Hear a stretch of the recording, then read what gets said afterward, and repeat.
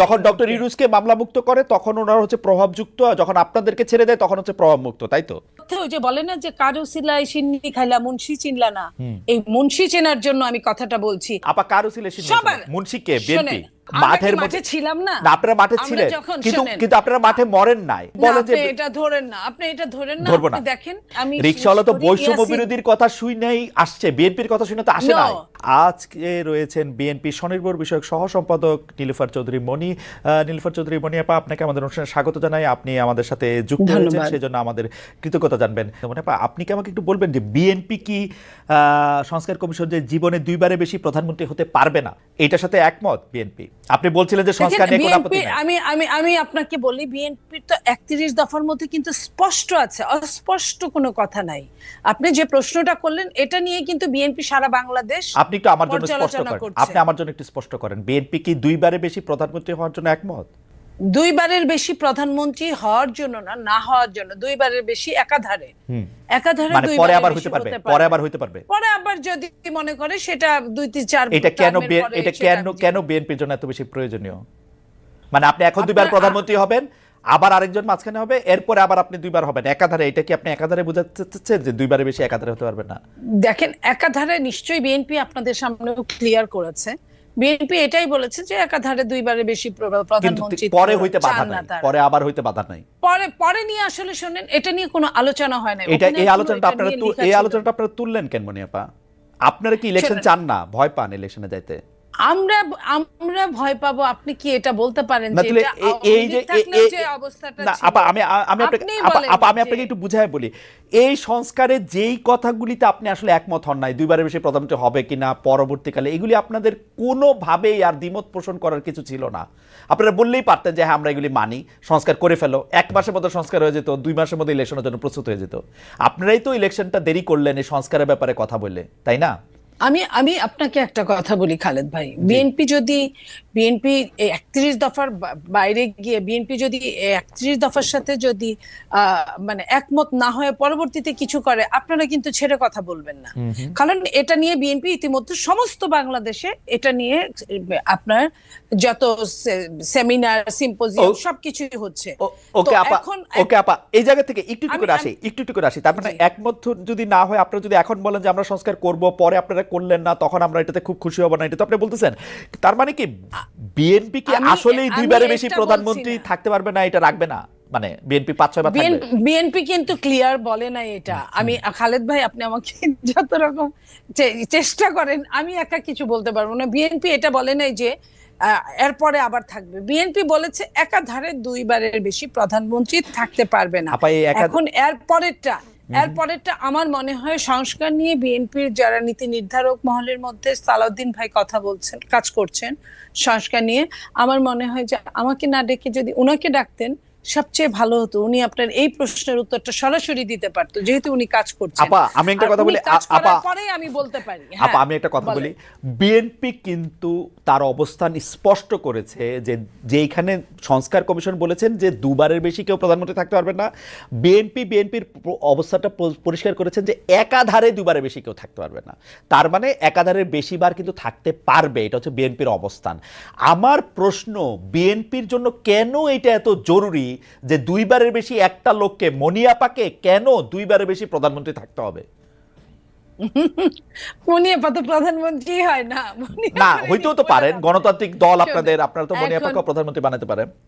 এখন আমার কথা শোনেন, যে সেটা হলো আপনারা যখন এটা নিয়ে আলোচনা করবেন, আপনারাও কিন্তু কারো চেয়ে কম গুরুত্বপূর্ণ না, সাংবাদিকরা তো। আপনারা আলোচনা করেন বিএনপির সাথে, বিএনপির প্রশ্ন উত্তর পূর্বে প্রেস কনফারেন্সে আপনারা জিজ্ঞেস করেন। আমার মনে হয় এটা সবচেয়ে ভালো একটা মাধ্যম। আর দ্বিতীয়ত হলো, দ্বিতীয়ত বলছি, সরকারের পক্ষ থেকেও এটা সরকারের অত্যন্ত ভুল হয়েছে আমি বলবো। যখন সরকার সংস্কার কমিটিগুলো করলেন, তখনই কিন্তু দলীয় তাদের সাথে করসপন্ডেন্ট করার জন্য 2 দিন, 1 দিন, 3 দিন পরে পরে দলীয়দের সাথে কথা বললে, তাহলে আপনি ধরেন আপনি একদম 99% অ্যাডভান্স হয়ে গেছেন, আরেকজন 1%ও চিন্তা করে নাই। এই যে চিন্তা শক্তির, অথচ যে 1% চিন্তা করে নাই তার কিন্তু শক্তি, ক্ষমতা বা আপনার যেটা বলেন পরিচালনার ভার, তার কিন্তু অনেক বেশি পরবর্তীতে। তো এই পরবর্তীর কথা বাংলাদেশের কোনো মানুষ কখনোই চিন্তা করে না। যদি মানুষ এই চিন্তাগুলো করতো, বাংলাদেশে অনেকগুলো টাকা বেঁচে যেত, অনেকগুলো সময় বেঁচে যেত, আপনার এবং কথা প্রত্যেকটা মানুষের জন্য ভালো হতো। আপনার কথা আমি আপনার কথা আমি পরিষ্কার বুঝতে পারতেছি না, কিন্তু আমি যতটুকু বুঝতে পারতেছি যে বিএনপি, মানে আমি প্রশ্ন অন্যভাবে করি, কারণ হচ্ছে যে ধরেন আমরা বিএনপিকে কি বিষয়ে সর্বাত্মক আন্দোলন করতে দেখছি 15 বছরের মধ্যে 2014 থেকে বা 2013 নির্বাচনের সময় থেকে, যখন আওয়ামী লীগ সরকার তত্ত্বাবধায়ক সরকার ব্যবস্থা বাতিল করে, তখন থেকে বিএনপির একটাই দাবি ছিল যে একটা নির্দলীয় নিরপেক্ষ তত্ত্বাবধায়ক সরকারের সময়ে নির্বাচন করতে হবে। এই একটাই দাবি। শেখ হাসিনা তার পদে থেকে নির্বাচন করতে পারবেন না। এখন শেখ হাসিনা তার পদে নাই, লেভেল প্লেইং ফিল্ড চেয়েছিল বিএনপি, লেভেল প্লেইং ফিল্ড, একটা নির্দলীয় নিরপেক্ষ সরকার। এখন শেখ হাসিনা ক্ষমতায় নাই না, একটা শেখ হাসিনা ক্ষমতায়, আমি লেভেল প্লেইং ফিল্ড, তো শেখ হাসিনা এখন ক্ষমতায় নাই, ক্ষমতায় যিনি আছেন তিনি নির্বাচন করতেছেন না, প্রফেসর ডক্টর মোহাম্মদ ইউনূস। একটা জায়গা থেকে এই নির্বাচনটা করার সময় বিএনপি সবার আগে জাতীয় সরকারের কথা বলেছিল, জাতীয় ঐক্যমত্য সরকারের কথা বলেছিল, সংস্কারের কথা বলেছিল 31 দফার মধ্যে। এই ব্যাপারগুলি মোরলেস মানে 4 বছরের জায়গায় 5 বছর এগুলি যখন করা হলো, তখন বিএনপি সংস্কারের এগেইনস্টে এতভাবে দাঁড়াইলো, মনে হয় সংস্কার করলে বিএনপি দলটাই থাকবে না। এটা কিরকম? আমি তো মানে সংস্কার এগেইনস্টে, তোমরা সংস্কার মানি না, তোমরা সংস্কার করলেও গিয়ে উল্টাই দিব, মির্জা আব্বাস এগুলি বলছেন। মির্জা আপনার ভুল হচ্ছে। আপনি যদি কথাই শুনেন, ধরেন আমি কথা বলছি, আমার নেতা জনাব তারেক রহমান কথা বলছে, আপনি কোনটা লুফে নেবেন বলেন? জনাব তারেক রহমানের কথা। তো জনাব তারেক রহমান কথা বলছেন, পাশাপাশি আপনার ধরেন মির্জা আব্বাস, উনি অনেক বড় নেতা, বাট স্পোকসম্যান না। উনি এটা মানে ওইভাবে আপনি নাও ধরতে পারেন, বাট আপনি দেখেন আমাদের নেতা তারেক রহমান সাহেব কি বলছেন। উনি যদি বলেন, আপনি উনার কোড ধরে উনার ইনভার্টেড কমার মধ্যে আমাকে কোনো প্রশ্ন করেন, আমি সেটার কথা বলবো। জনাব তারেক রহমান কি সংস্কারের পক্ষে? জনাব তারেক রহমান কি সংস্কারের পক্ষে? অবশ্যই যেটুকু সংস্কার দরকার, কিন্তু সংস্কার এবং নির্বাচনকে মুখোমুখি করার পক্ষে না, সংস্কারের পক্ষে। সংস্কার তার নিজস্ব গতিতে চলতে থাকবে, রাইট। সংস্কার তারেক রহমান সবসময় এটা বলে, সংস্কার তার নিজস্ব গতিতে চলতে থাকবে। এবং এই সংস্কারটা কাকে নিয়ে? আপনাকে নিয়ে, আমাকে নিয়ে, এবং আমার সাথে আরেকজন যিনি টকশোতে আছেন তাদেরকেও নিয়ে, প্রত্যেককে নিয়ে, বাংলাদেশের প্রত্যেকটা প্রতিনিধিকে নিয়ে সংস্কার। তো সেইখানে এককভাবে তো কেউ কোনো ডিসিশন দিতে পারে না, না সরকার দিতে পারে, কারণ এই সরকার নির্বাচিত না। আমার কাছে যেটা মনে হয়েছে যে জনাব তারেক রহমানকে না জিজ্ঞেস করে তো আর বিএনপি সংস্কারে কোনগুলি মানে আর কোনগুলি মানে না সে সম্পর্কে তাদের মতামত দিয়েছে। আমরা দেখেছি যে তারেক রহমান সাহেব সরাসরি নিজের মুখে বলেন না, কিন্তু বিএনপির মতামত আমরা দেখেছি, আমরা ধরেই নিয়েছি যে এতে নেতারও সায় আছে। এখন আপনি যদি বলেন যে এটা ধরেন না, আপনি এটা ধরেন না, আপনি দেখেন না, আপনি জনাব তারেক রহমান সাহেব প্রায় প্রতিদিন বক্তব্য দিচ্ছেন, নিশ্চয়ই 2-1 দিনের মধ্যে এটাও চলে আসবে। আমার মনে হয় আমি আশা করব জনাব তারেক রহমান মেনে নেবেন, 2বারের বেশি প্রধানমন্ত্রী হবে না, একবার একাধার কোনো শব্দ ইফ বার্ডস এগুলো যুক্ত করবেন না। আমি আশা করব যে আরো যে 2-1টা জিনিস আমি দেখলাম, আমি আশা করব এটা মনে হয় আপনার মতো আমরাও একটু আশাই করতে পারি। আপনার কাছে মনে হয় যে বিচার বিভাগকে ঠিক প্রভাবিত করা যায় না, এটা আপনি বলতেছেন, তাই না? না, প্রভাবিত তো একটা সময় করা গিয়েছে। না এই সময় না শেখ হাসিনা সরকারের কথা আমরা বলতেছি না, শেখ হাসিনা সরকারের কথা বলছি। আমি এই সময়টা অন্য কোনো কথাই যাব না, আমি এই সময়টায় শুধু এইটুকু বলবো যে যারা যারা সাফারার ছিল, খুদ প্রধান উপদেষ্টা সহ যারা আক্রোশের ইসে ছিল, তারা কিন্তু অনেকেই মুক্ত হয়েছে এই জায়গাটায়। তার মানে যে সম্পূর্ণ প্রভাব মুক্ত বিচার বিভাগ, এটা তার মানে হচ্ছে যে যখন ডক্টর ইউনূসকে মামলা মুক্ত করে তখন ওনারা হচ্ছে প্রভাবযুক্ত, আর যখন আপনাদেরকে ছেড়ে দেয় তখন হচ্ছে প্রভাব মুক্ত, তাই তো? নো, আমি বলেছি উনারটা যখন হয়েছে একই ক্রাইটেরিয়ার মধ্যে যদি আরগুলা পড়ে বা তার চেয়েও হালকা ক্রাইটেরিয়া যদি পড়ে, তাহলে কিন্তু অটো ওগুলো কিন্তু বানচাল হয়ে যাওয়ার কথা। আমি এই কথাটাই বলেছি। ওকে, ঠিক আছে। আমি তার মানে বলি নাই যে প্রভাব মুক্ত হলে কিন্তু উনারও সময় নিত, উনারও মিনিমাম 7 মাস সময় নিত, উনার কিন্তু 7 মাস সময় নেয় নাই। খালেদ ভাই, এটা আপনি একটু খেয়াল করেন। আমি একটু জাবিনের কয়েকটা প্রশ্নের উত্তর দিতে চাই, আপনি যদি একটু সময় দেন। সেটা হলো, জাবিন প্রথমেই বলছে যে তারা ফেসিবাদের জন্য, বিলোপের জন্য মাঠে নেমেছিল, যদিও আপনি প্রতিবাদ করেছেন, কারণ তাদের যারা যুদ্ধ করেছে, যে কয়েকজনের নাম আমরা দেখি সামনে, তাদের ম্যাক্সিমামই কিন্তু ছাত্রলীগ করতো সেই মুহূর্তে। তো সেই মুহূর্তে ছাত্রলীগ করতে বাংলাদেশের সবার জন্য এটা ভালো হলেও আওয়ামী লীগের ঘর থেকে আসার পরে এটাকে এক ধরনের মুনাফিকি বলে, অন্য কিছু বলে না।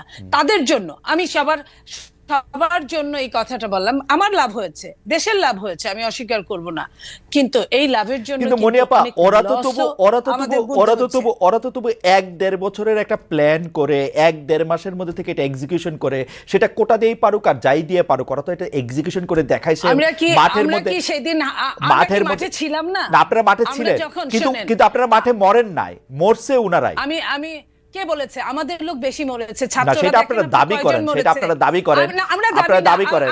আমি বলি প্লিজ, জি, কয়জন ছাত্র আমি আমাদের দেশে প্রত্যেকটা তো শহীদের প্রতি শ্রদ্ধা রেখে কথা বলছি, এবং ছাত্র ছাড়া যারা বাকি ছিল সবই অনেক বেশি, হ্যাঁ, তার চেয়ে অনেক বেশি রিকশাওয়ালা, হ্যাঁ, ভ্যান গাড়ি চালক, তো বিএনপি তো না, আপনার দলীয় বিএনপি নেতা, তো না, বিএনপি অবশ্যই বিএনপি। না, রিকশাওয়ালা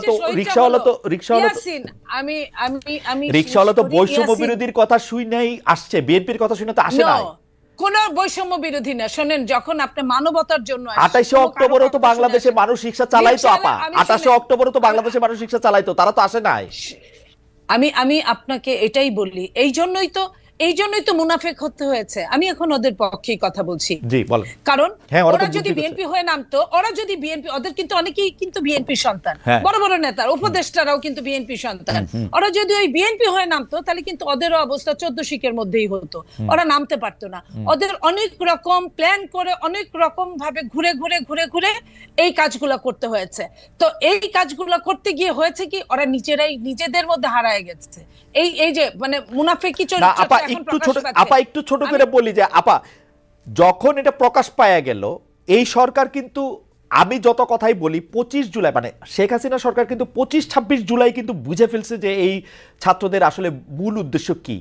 যখন মূল উদ্দেশ্য কি, যখন তাকে বুঝে ফেলে, তখন যাদের ক্র্যাকডাউন করতে চাইছে ওরা তো মাঠে দাঁড়ায় ছিল আপা, চলে তো যায় নাই।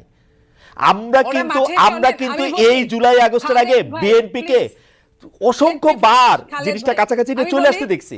আমি আপনাকে বলি, ওরা কিন্তু অনেকেই চলে গেছিল, অনেকেই হাত তুলে ফেলছিল, অনেকেই মুসলেকা দিয়েছিল, কিন্তু ওরা নিজেরাও জানে নাই যে ওরা একটা গ্রুপ চলে যাওয়ার সাথে আরেকটা গ্রুপ নেমে গিয়েছিল। ওরা কাউকে চিনে না, কারণ সমন্বয়কদের একজনের সাথে আরেকজনের কোনো সংশ্লিষ্টতা ছিল না সারা বাংলাদেশের। ওরা যখন হাত তুলে ফেললো, ওরা যখন মুস্তাকা দিল ডিবি অফিসে, তখন কিন্তু আরেক গ্রুপ নেমে গেল। ওরা কিন্তু ওরা জানতো না, ওরা জানেও নাই। সো দ্যাট এটা কিন্তু অনেক প্ল্যান ছিল, এই প্ল্যানের মধ্যে বিএনপি ওয়ান অফ দেম। বিএনপির এই যে ছেলে আজকে এখন যদি ওরা ডাকে, এখন কিন্তু অত ছেলে মেয়ে হয় না।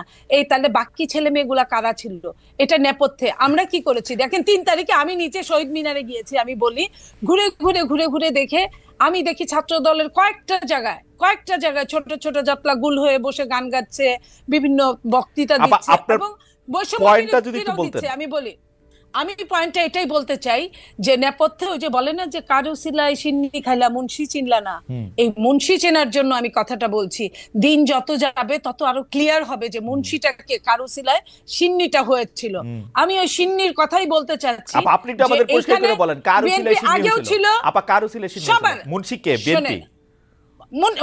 আমি আপনাকে একটা কথা বলি, বিএনপি 15 বছর 15.5 বছর মাঠেই ছিল, মাঠেই আছে। বিএনপি যখন নিজের নামে কখনোই এই সরকারকে ফ্যাসিস্ট, এটা কিন্তু নরমাল কোন সরকার না, একটা ফ্যাসিস্টকে যখন বিএনপি তুলতে পারবে না একা, তখন অন্য যেভাবে আসুক, বলেন না যে মুমূর্ষু রোগীর জন্য সবকিছু হালাল। এই জুলাই আগস্টটা ছিল মুমূর্ষু রোগী। আমার মনে হয় আপনার বক্তব্য পরিষ্কার। আমরা দেখছি হেফাজতের সময় আসলে বিএনপি বলছিল যে তারা পাশে আছে, তারা পাশে থাকতে বলছিল, বেগম জিয়া আহ্বান জানিয়েছিলেন, তারা বিভিন্ন সময় আসলে পাশে ছিলেন, এই কথা আমার অস্বীকার করার কোনো উপায় নাই। বিএনপি সবসময় আওয়ামী লীগের বিরুদ্ধে যে কোনো কিছু হইলেই বিএনপি পাশে ছিল।